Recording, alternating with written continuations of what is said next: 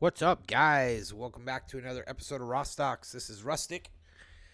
Today we're going to be looking at Tesla's chart. We're going to look at where price came from, where price ended today, where price is likely to headed into tomorrow and the rest of the week. Before we get started, don't forget to check out the description. We got some links to Discords, social media, the Rawstocks merchandise website, and some other ways you can support the channel. So I'd appreciate it if you guys take a look at that. Click on the links. Don't forget to like and subscribe. Share with all your friends. Helps to get the video out to everybody else who hasn't seen the Rawstocks videos yet.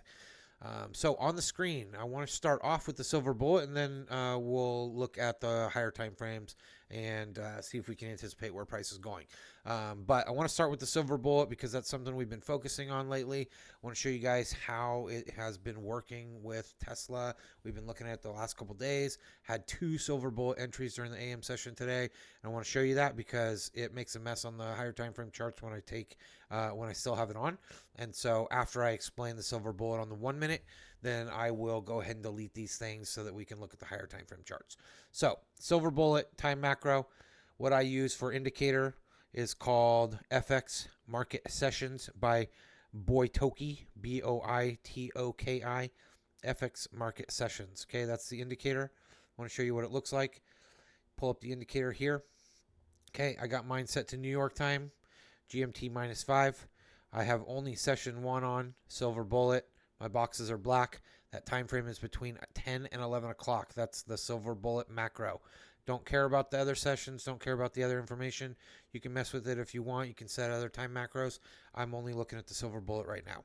Okay. It has proven over the last 2 days, now 3 days, that there have been premium trade setups, at least for scalps, if not bigger positions, during that macro. So let's look at the first setup in the silver bullet. Okay, so things that we're looking for in the silver bullet setup is we're looking for heading into the silver bullet macro. We're looking for a delivery on liquidity. Okay, I am using the liquidity levels by Sonar Lab to show liquidity levels. All these gray ones are mitigated. Black ones have not been mitigated yet. So you got black levels up here. We have gray ones that have been traded back down into. You can see all these gray levels that have been mitigated. So I labeled it here, delivery on liquidity. So heading into the silver bullet macro, we see a delivery on liquidity. Right? We already saw it run on the buy stops up here on buy side. Heading into the macro, we see liquidity delivered to in this level here. Traded down. We failed to deliver any further down than that. Then we ran up into a fair value gap. That is a classic silver bullet setup. Okay, trading back into a 1 minute fair value gap here. We can take our entry here. We can take our entry here. Any of these wicks or candles that traded into this fair value gap, you can take your short entry. Okay, the way you trade the silver bullet setup is you're looking for a return to a fair value gap, or you're looking for a new fair value gap to get set, and then you trade in that direction. So in this case, then you're targeting a previous high or previous low. So in this case, right, we delivered on liquidity, first objective check. Okay, heading into silver bullet, up into a fair value gap 1 minute, check, right? Enter our position, target a recent low. Here we have a recent low. Okay, move down, we take that low. Would have been about a $2 trade. Nice scalp if you're an options trader. Second silver bullet setup. This was a double whammy. We don't always get 2 setups, but we got 2 on this occasion. Okay, on this one, we take that low, we see a rebound, we get a fair value gap, and then we get a bigger displacement candle with a bigger fair value gap.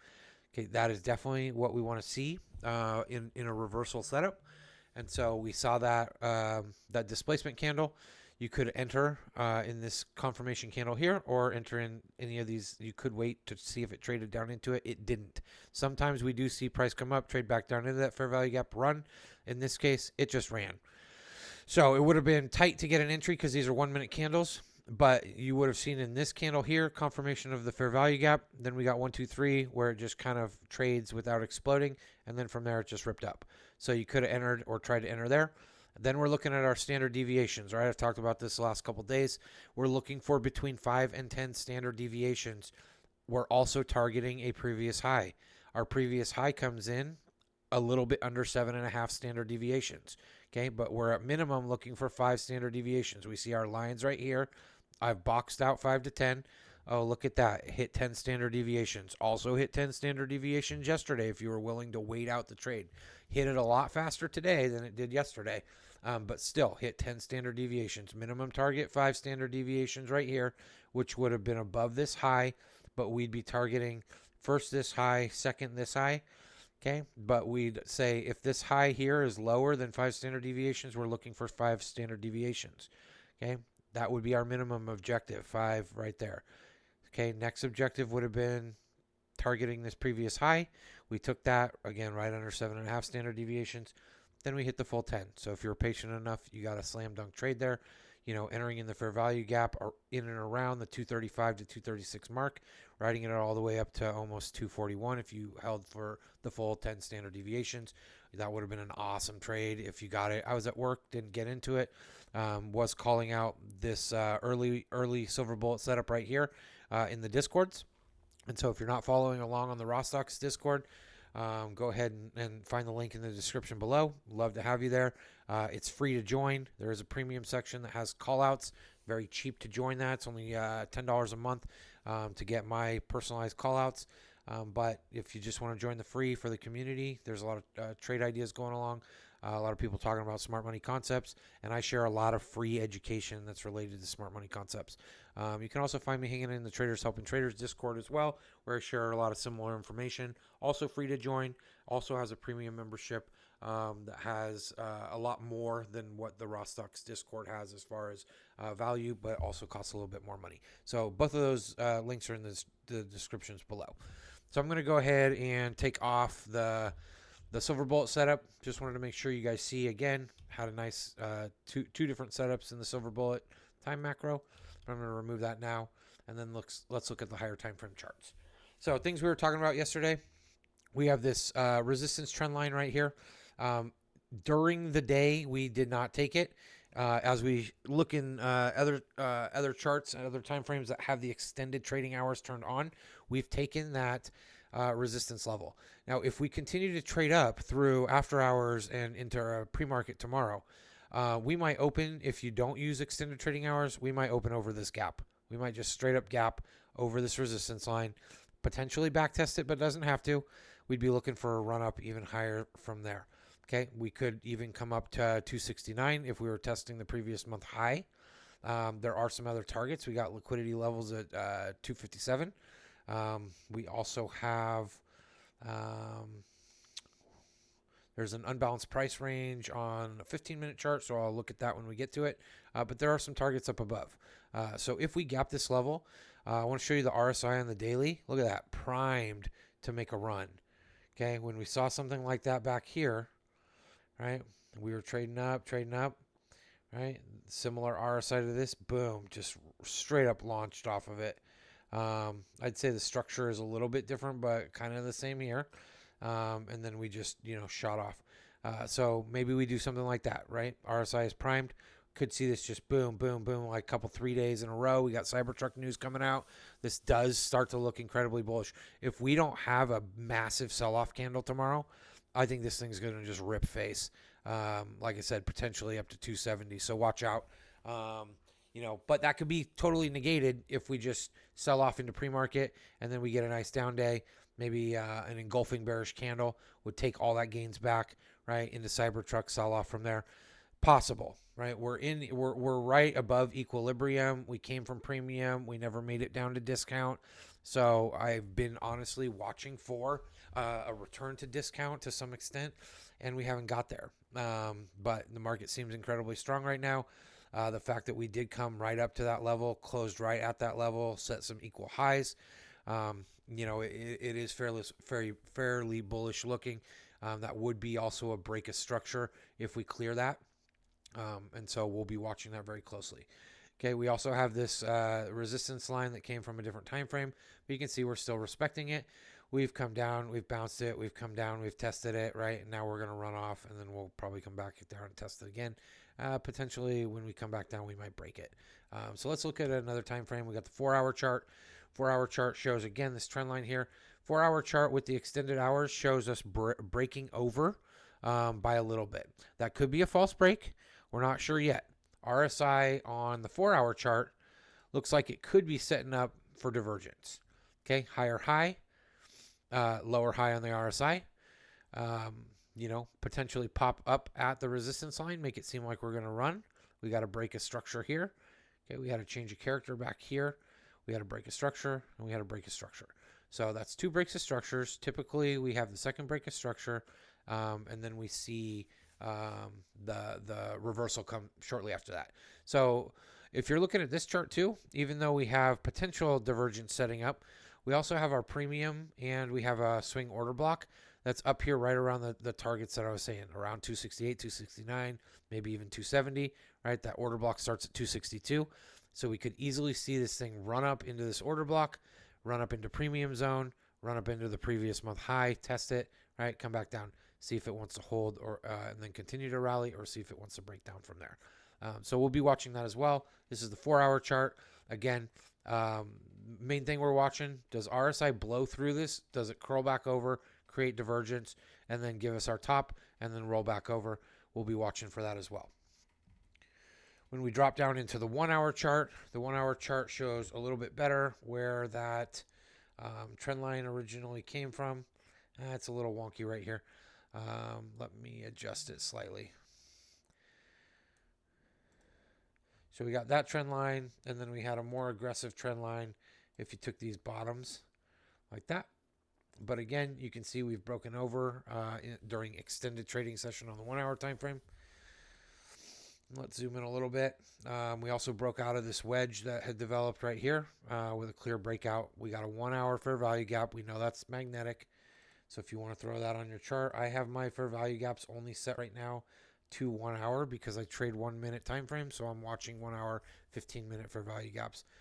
But we know that that's going to be magnetic. So do we blow off further and then come back down? If we come back down quick, that's going to still put us in this fair value gap, but also on trend still. But we also have this less aggressive trend line down here that we could, again, fall back down and see if it tests. We are in premium. We came from discount. Okay, premium can extend. It could go up to that 257 here. Could go even higher. Again, we have a catalyst that could drive this up really quickly. But we could also get a sell the news scenario when that news comes out and just come crashing down. So my 227.50 puts have basically been burned. They're ultimately worthless. But I also have a 250 call. That's for the end of December. That was a hedge. And so although I'm still negative a little bit, that 250 call has really helped balance the portfolio out. I anticipated that 250 run would come. I was looking for the return to 226 first before we took a run at 250, but we got the run at 250 first. So, oh well, I guess I got burned on my puts. But again, if we continue to rip up, that 250 call is gonna at least even out the losses and probably lead me into some gains. So if we're looking again, 1-hour chart, we got our 1-hour fair value gap. We got another one down here. So eventually we're going to roll back down and test this. We might roll back down and test this too. It's just when is the question, and time is the variable there. But we did take the previous week high, which is something that's very bullish, and also liquidity sweep. So once we crossed over that previous week high, that's a pretty good indicator that we're going to run a test on that resistance trend line. And so now that we've broken that, again, you can see on the 1-hour time frame as well, we got to break a structure. We got to break the structure. Over here, we got our change of character. Okay, so we're starting to see that structure build out on the 1-hour time frame. And again, once you've had those are clear indications that you have waves, right? Wave 1, wave 2, now wave 3. 1, 2, 3, 4, now 5. We're in a 5th wave. 5th wave is the final wave.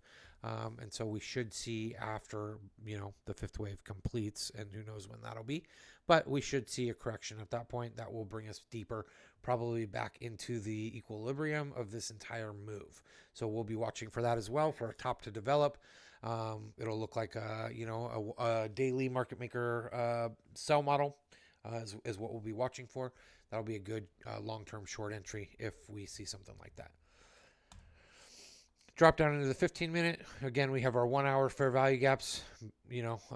Once we set that first one, we just kind of set a series of other ones. Very bullish indicators, at least for that. We're way overextended on the RSI on the 15-minute, but it could stay extended for longer. Again, it was just kind of a rip up and melt up situation at the end of the day. Not really seeing any relief once that initial rip happened, right? We did see some selling in the beginning of the day. Then we just saw some chop, and then just boom, price took off. Again, we're in premium here.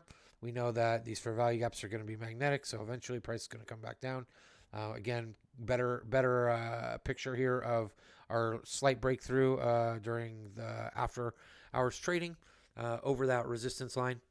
But we don't know yet if that's confirmation that we're breaking out, or if it's just a fake out, and then we're going to come back down and maybe test this or fall into the fair value gap. So right now, seeing how we ripped up to 250, I think 226 is off the table this week or next week. We certainly could drop rapidly, but I don't think we're going to drop that far. I do think that we could come back down into the low to mid 230, so like 232, 233. We got order blocks down here that could be hit, in the 233, 234, and then again this fair value gap that's in the 238 to 241. So I think that those are more likely targets. And again, we have this developing support levels, so that might end up holding as well. And so that's what I got for you guys. We already showed you the 1 minute chart with the silver bullet setup. And so I hope this has been helpful and informative to you. If you have any questions, you want to chat with me, find me on the socials, find me in the Discord during market hours, or also after hours as well. So thanks for all the support, guys. Hope you guys have a great trading day, and we'll talk to you on the next one.